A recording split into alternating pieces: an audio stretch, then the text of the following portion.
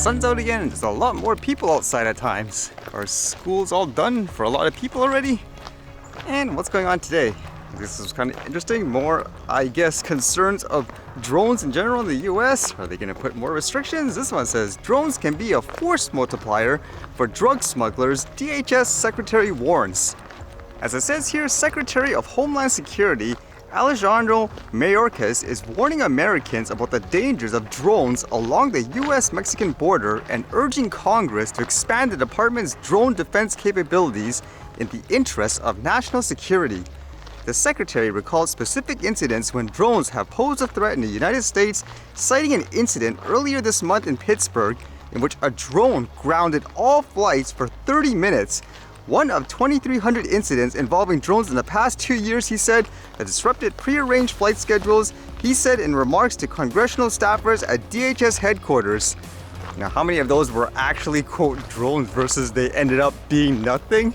So how about that thought of how there will be some people that will use it in a bad way, but there will be a lot of people who use it in a good way. It says, while drones present such a remarkable potential in terms of the innovation and the productive use, in the wrong hands they also present a real threat.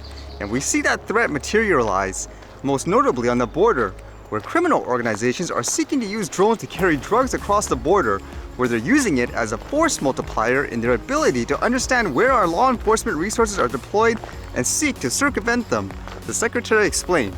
Some drones exhibited at the event were used by a drug cartel, at least one human smuggling operation, Mayorkas said.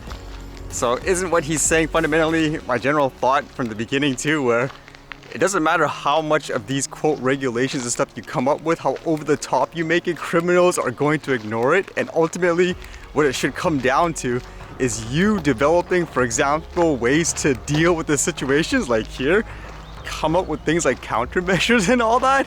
I mean, ultimately, even from this, it's kind of admitting these guys are going to ignore everything you come up with in general in terms of a rule, so you need to come up with a system to actually deal with it in general. Your own drones, for example.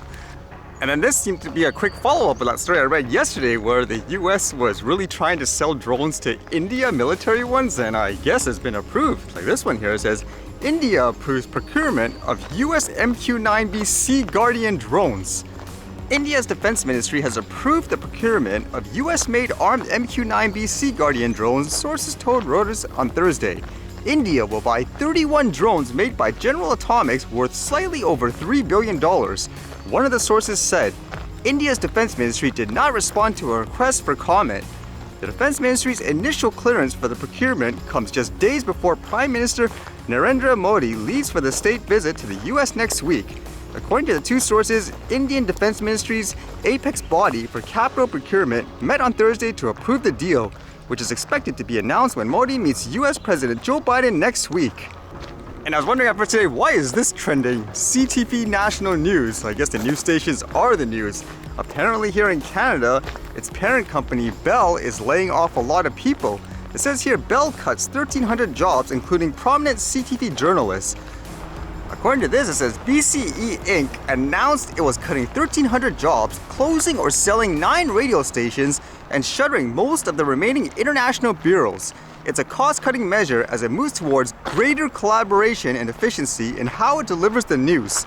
That included a 6% cut in staff at Bell Media. Huang was shown the door as Gray sent a memo to staff saying that the cuts would mean moving to a single newsroom approach across brands, allowing for greater collaboration and efficiency. With all that talk recently too of governments here funding media organizations, for example like the CBC in this case, will they jump out and say, oh, we're going to give them money as well? Or will they basically just let everyone fend for themselves and let, I guess, the market dictate who is going to be, I guess, the next main source and all that?